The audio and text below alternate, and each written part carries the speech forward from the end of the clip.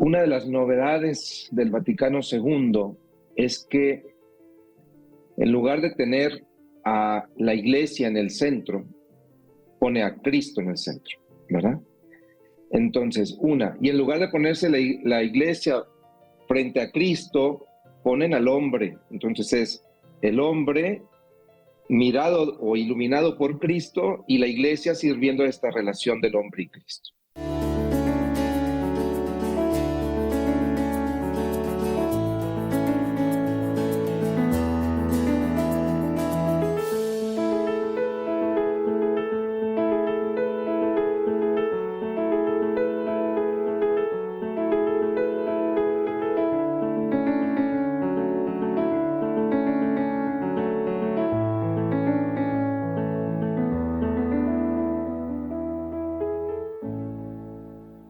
Saludos amigos, bienvenidos a Iglesia Online, este programa en donde pues unos sacerdotes y un servidor, Monseñor Francisco Javier Acero, pues comentamos acontecimientos de la vida de la Iglesia y también acontecimientos de la vida del mundo, lo que ocurre en Latinoamérica, en Europa, en cualquier parte. Aquí, como es noticia, nosotros lo comentamos para que no solamente usted esté informado, sino también reflexione con nosotros. Bienvenido Patricio Lins, bienvenido Francisco Javier Monroy. Saludos, ¿qué tal? ¿Cómo están? Buenas, un gusto verlos. Pues fíjense que hoy no está conectado el padre Daniel Portillo por diversas razones, pero bueno, pues desde aquí los saludamos. Hoy tenemos un invitado especial porque nos va a hablar del Concilio Vaticano II. Alguno de ustedes ya lo conoce, es vecino mío además. Él es Monseñor Héctor Mario Pérez Villarreal. Bienvenido, Héctor Mario. Gracias, Padre Javier. Gracias por estar aquí con nosotros y compartir este tiempo para explicar qué es el Concilio Vaticano II y cómo se está aplicando este Concilio Vaticano II en la vida de la Iglesia.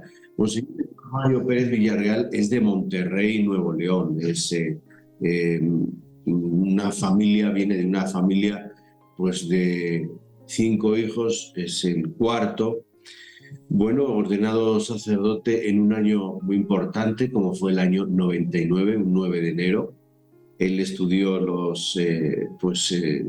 las ciencias eclesiásticas, la teología, el bachillerato y licenciatura en teología en la Universidad Pontificia de México y luego hizo un doctorado en teología dogmática en la Pontificia Universidad Gregoriana en Roma.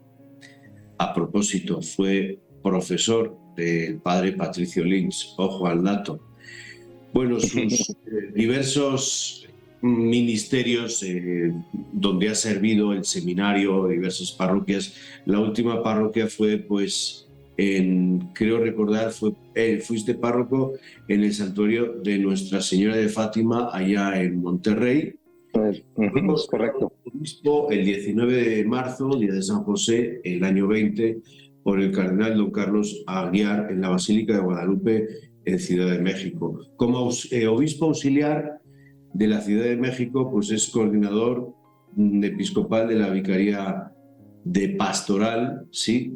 Y pues es el que lleva prácticamente con un gran equipo toda lo que es la línea de vida, la línea pastoral en la Arquidiócesis de México. Bueno, Concilio Vaticano II. ¿Qué sorpresas desde que te metiste tú a estudiar el concilio? ¿Qué sorpresas te dio a ti? ¿Qué es lo que más te llamó la atención a la hora de no solamente leer, sino leer el concilio, los documentos que hay en el concilio, sino también las interpretaciones que se han dado en ese documento? Lo que más te ha llamado la atención, Héctor. Bien, lo que más me fue llamando la atención, más que el texto, bueno, que el texto tiene muchísimas cosas que enriquecernos, fue el proceso de cómo se dio. El pensar, cualquiera que hemos organizado una reunión de iglesia, sabemos lo difícil que es ponernos de acuerdo, ¿verdad? Y después no solamente ponernos de acuerdo, sino comprometernos con lo que nos pusimos de acuerdo. Entonces, que el Papa Juan XXIII te haya tomado la fuerza interior espiritual para convocar este concilio, haya soportado todas las voces en contra. Había muchas voces en contra de que lo convocara. Le decían simplemente: si usted tiene la potestad, es cátedra, diga lo que quiere que cambie la iglesia y va a cambiar, ¿verdad? Y bueno, pues él no se la creyó, gracias a Dios, y dijo: no, es que no es lo que yo diga, es lo que la iglesia dice, es lo que tenemos que escuchar. Y entonces, bueno, aunque suena muy bonito esto, fue muy difícil, ¿verdad? Hacer hablar a la iglesia fue una tarea del espíritu, sin duda, ¿no? Y para ser así muy, muy sintético, y otra cosa que me llama mucho la atención es que de los 2.500 obispos que participaron en el Concilio Vaticano II, todos fueron formados, digámoslo así, con los manuales de teología anteriores. Es decir, no traían una formación contemporánea, de cosas nuevas, de renovar la iglesia. Sin embargo, a pesar de que la mayoría era por encima de los 55 o 60 años, ellos se atrevieron a cambiar la iglesia. Entonces, para mí es una obra del espíritu. No, esto no es una cuestión política, esto no es una cuestión de conveniencias, esto es una cuestión del espíritu, ¿verdad? Cuando tú pones de acuerdo a 2.250, 2.300 obispos, votando en el 99% a favor de un documento, bueno, ese documento tendría que tener una fuerza increíble, ¿verdad? La otra sorpresa es que no ha tenido esa fuerza tan increíble como quisiéramos, ¿verdad? en la recepción. Monseñor, bueno, no sé si decirle monseñor, profesor, etcétera, pero bueno. O Héctor, como quieras. Querido Héctor, un gusto que estés con nosotros y bueno, la verdad que te he disfrutado como profesor y sé que tenés una formación muy, muy vasta en cuestiones que tienen que ver con la teología dogmática y en particular con la eclesiología, ¿no? Que es esta búsqueda que tenemos de comprender a la Iglesia. En este sentido, quizás una pregunta muy sencilla, Héctor, porque quizás estamos dando por supuesto que en general el común denominador de los fieles católicos conocen o saben lo que es un concilio, o quizás estamos presuponiendo de que saben qué fue el Concilio Vaticano II, que quizás es una expresión que se escucha mucho y quizás también desde ciertos grupos se lo escucha desde una perspectiva más como peyorativa, más negativa, en particular algunos grupos más integristas, etcétera, ¿no? Entonces quizás sería bueno que nos cuentes de una manera muy coloquial y sencilla, ¿no? ¿Qué es un concilio y qué fue el Concilio Vaticano II? Brevemente, ¿no? No hace falta quizás profundizar mucho, pero palabras sencillas como para que quizás todos los que nos están escuchando comprendan qué es un concilio y qué fue el Concilio Vaticano II en particular. Muy bien. Bueno, un concilio son estas reuniones que se ha llevado a cabo la Iglesia, y la mayoría de las veces son reuniones, bueno, en reuniones convocadas por la autoridad. Los concilios de los siglos IV, V, VI eran convocados por el emperador, presididos por el Papa, pero convocados por el emperador. Y entonces, después ya fueron los papas los que lo fueron convocando. Y en estos concilios lo que se buscaba, y aquí va a haber una gran novedad del Vaticano II, lo que se buscaba era purificar a la Iglesia de las influencias del mundo, de herejías, de malos entendidos en la manera de vivir la fe o de los dogmas, etc. Y una característica muy especial del Vaticano II es una reunión convocada por el Papa, donde primero se convoca a todos los obispos del mundo. Es la primera vez que se pueden trasladar todos los obispos a participar del concilio. La mayoría de las veces eran representantes o un grupo de obispos, no todos. Esta es la primera reunión donde se reúnen todos, y la segunda característica interesante es que no se reúnen para purificar a la Iglesia de las influencias del mundo, por decirlo de una manera, sino se reúnen porque la preocupación de Juan 23 dice, y su preocupación la sostengo hasta el día de hoy, dice: una época nueva está surgiendo, se están estableciendo las normas sociales de esta nueva humanidad, y el Evangelio no está siendo escuchado, porque el Evangelio ya dejó de tener sentido en esta construcción de esta nueva época. Y entonces él convoca un concilio para pensar no cómo purificar a la Iglesia del mundo, sino cómo actualizar la Iglesia para que pudiera dialogar y pudiera ser predicar un evangelio con sentido, significativo para el mundo, ¿no? Saludos, Monseñor Héctor, bienvenido aquí al Gracias, programa pues. donde intentamos pues que personas muy sencillas que nos están escuchando pues entiendan aspectos que no son muy esenciales, ¿no?, en la Iglesia. En este planteamiento de lo que el Vaticano II pues estableció, determinó, reflexionó, después hemos tenido unos cuantos decenios hasta llegar a hoy pues con un tira y afloja, ¿no?, en su aplicación, en su comprensión, en la vivencia. No sé, tal vez nos pueda expresar un poquito ese ir hacia adelante, ir hacia atrás, e incluso qué es lo que el Papa Francisco supone para esto, ¿no? Porque de alguna manera este aspecto evangelizador, retomar de nuevo algo que no teníamos que haber dejado nunca, ¿no? Pero el tema, esta evangelización a partir del Vaticano II, o sea, la aplicación más concreta todavía se está dando ahora con el Papa Francisco, ¿verdad? Una de las novedades del Vaticano II es que en lugar de tener a la Iglesia en el centro, pone a Cristo en el centro, ¿verdad? Entonces, y en lugar de ponerse la Iglesia frente a Cristo, ponen al hombre. Entonces es el hombre mirado o iluminado por Cristo y la Iglesia sirviendo a esta relación del hombre y Cristo, ¿verdad? Entonces, la evangelización no puede ser nada más la transmisión de verdades eternas, sino la transmisión de una experiencia significativa de lo que Cristo significa para el hombre de hoy. Entonces aquí metieron una variable que hace que todo cambie, porque cuando yo digo hay que escuchar al hombre, bueno, no lo digo yo, lo dice la Gaudium et Spes, ¿verdad? Hay que escuchar al hombre para entender cómo Dios le está hablando y nosotros servir a ese diálogo. Entonces, bueno, el hombre de India le habla a Dios de una manera y al hombre de Latinoamérica le habla de otra, y al hombre europeo le habla. ¿Por qué? No porque seamos antropológicamente diferentes, pero culturalmente sí, ¿verdad? Entonces, cuando el Concilio Vaticano II establece eso, pues obviamente que se iban a dar muchas recepciones, ¿verdad? Y esto genera mucho estrés en muchos que quieren una fe sólida, no en el sentido, porque la tenemos sólida, pero sólida en el sentido de que no cambie, que se aplique idénticamente en todos lados, que se predique de la misma manera en todos lados. Y bueno, así no lo hubiera hecho Jesucristo. Y eso está causando estrés en mucha gente, ¿no? Vamos un momento a un descanso. Yo sé que tiene ganas de hablar el padre Patricio Lins, pero le vamos a ir a frenar un momento. Vamos a un descanso. Esto es Iglesia Online. Enseguida volvemos.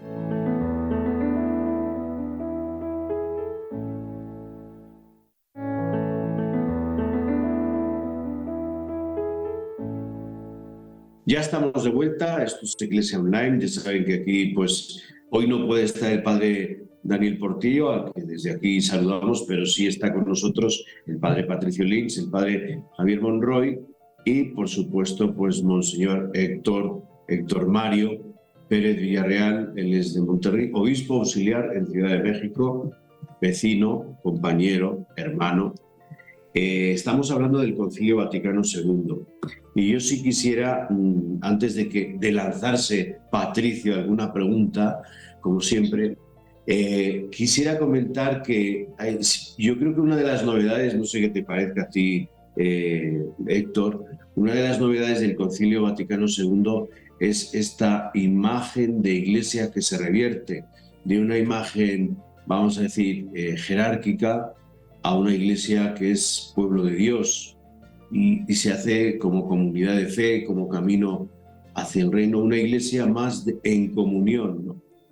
Y bueno, pues desde aquí, vamos a decir, esta imagen jerárquica, pues va reduciéndose y al final va todo esto a esta concepción del pueblo de Dios.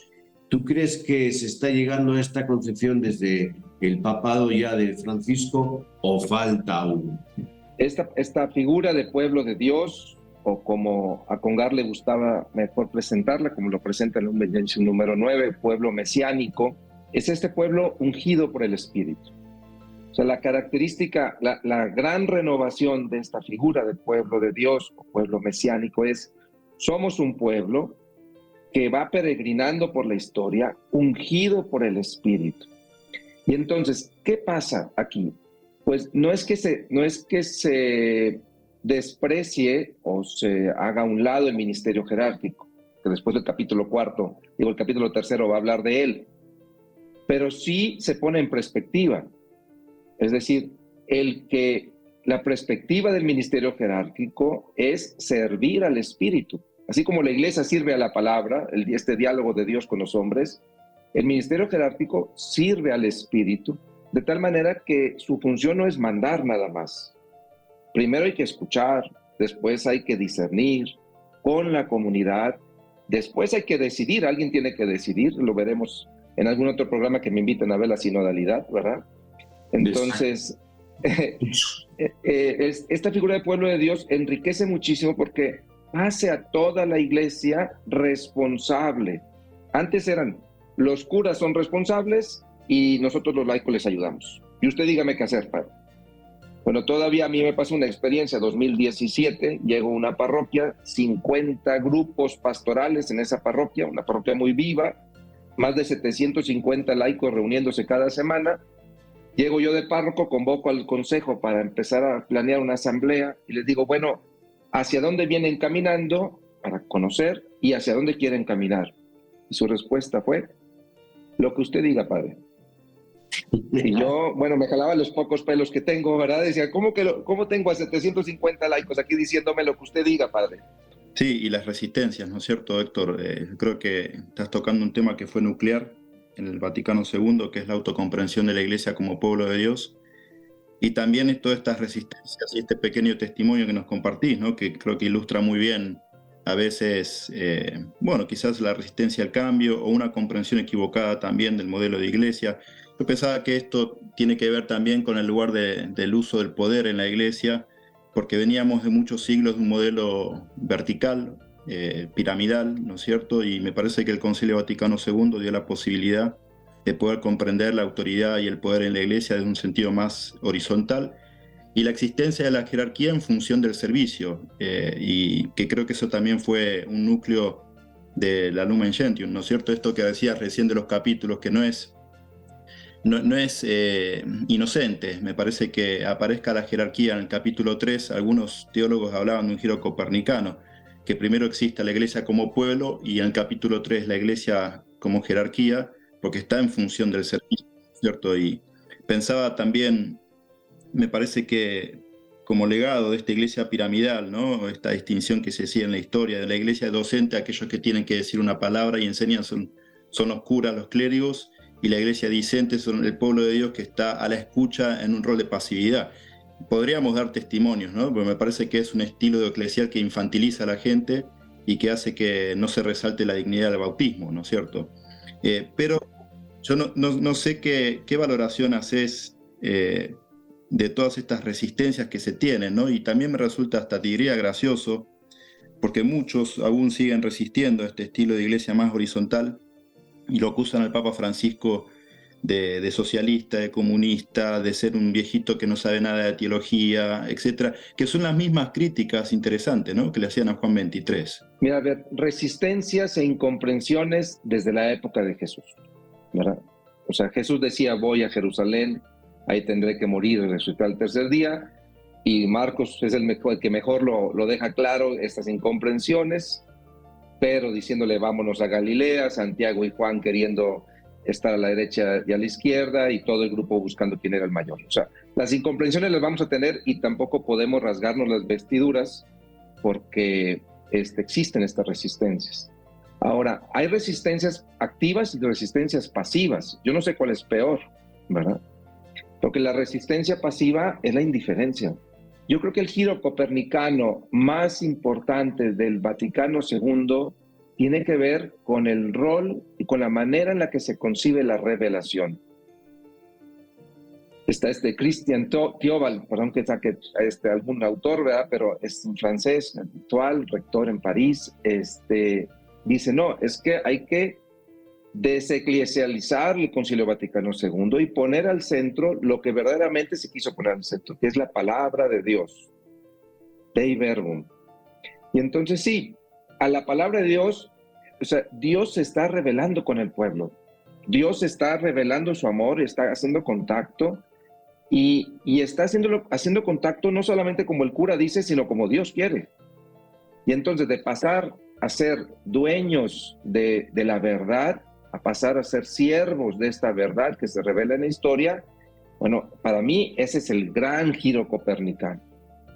Ahora sí, ¿qué iglesia tiene que estar al servicio de esta verdad que se siga? De ahí ver un número 8, dice, el Espíritu Santo sigue manteniendo actual la presencia de la palabra en medio de su pueblo para iluminar a los hombres.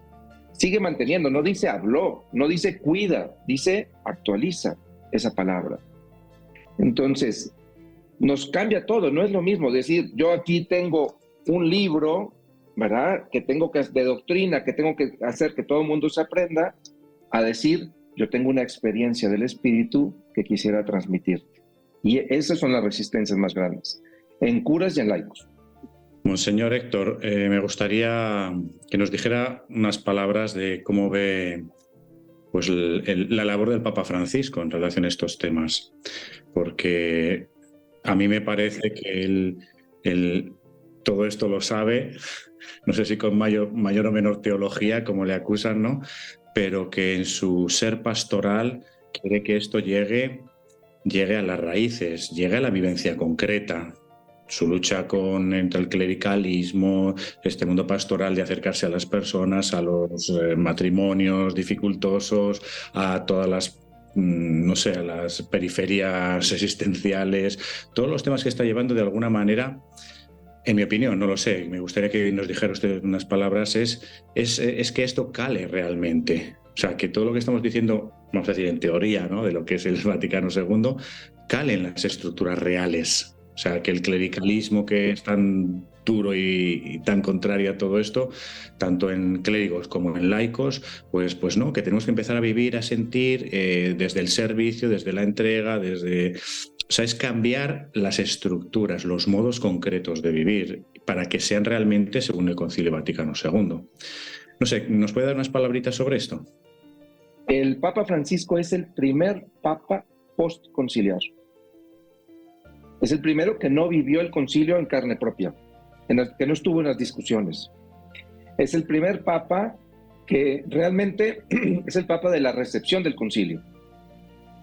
Y entonces, de la recepción desde un lugar en donde ha sido muy enriquecedora esa recepción, que fue Latinoamérica, que fue la que más ha dedicado como conferencias episcopales a reflexionar sobre las implicaciones de la aplicación del concilio, ¿verdad? Entonces, yo escucho al Papa, lees a Juan 23 y a Pablo VI y no ha cambiado nada. Él, de hecho, Evangelii Gaudium cita los últimos números de Evangelii Nunciandi de Pablo VI, como diciendo, y ahora continuemos con el tema, ¿no? Entonces, la gran diferencia, ¿por qué nos pega tanto? De lo que acusan al Papa hoy, acusaban tanto a Juan 23 como a Pablo VI. Entonces, ¿qué nos dice eso? Pues ahí hay una continuidad en la recepción del concilio. Entonces, ¿cuál fue la diferente visión? No es que Juan Pablo II o Benedicto fueran contrarios al concilio, tenían una experiencia diferente del concilio. Entonces, si el concilio dijo mirar al hombre, iluminarlo con Cristo para que la iglesia entienda cómo servir, Juan Pablo II dijo mirar a Cristo para que se transforme la iglesia y después traer al hombre hacia la iglesia. Entonces, de un movimiento centrífugo, o sea, hacia afuera, que significó el Concilio Vaticano II, Juan Pablo II hizo un movimiento centrípeto, hacia adentro. La nueva evangelización es ir por los alejados para que regresen. Y la iglesia en salida es salir porque Cristo está fuera de la iglesia, lo estamos dejando fuera. Eso es lo que nos choca, o sea, lo que le hace a mucho ruido. Pero eso fue lo que dijo el Concilio Vaticano II. Él no está traicionando el concilio, está trayendo o recordándonos algunas cosas que habíamos dejado fuera, y no porque las esté inventando, léanse Aparecida y es la aplicación de su papado. Muy bien, Monseñor Héctor Mario Pérez Villarreal, muchísimas gracias por estar con nosotros. con nuestra audiencia y explicar lo que es el Concilio Vaticano II y bueno, pues también reflexionar juntos las consecuencias de este concilio que hoy en la Iglesia estamos viviendo. Muchas gracias por estar con nosotros. Gracias a ustedes, gracias Patricio, Francisco Javier y Javier. Pues muchas gracias Patricio, muchas gracias Javier, nos seguimos viendo. Esto es Iglesia Online, nos vemos en el siguiente programa. Hasta la próxima.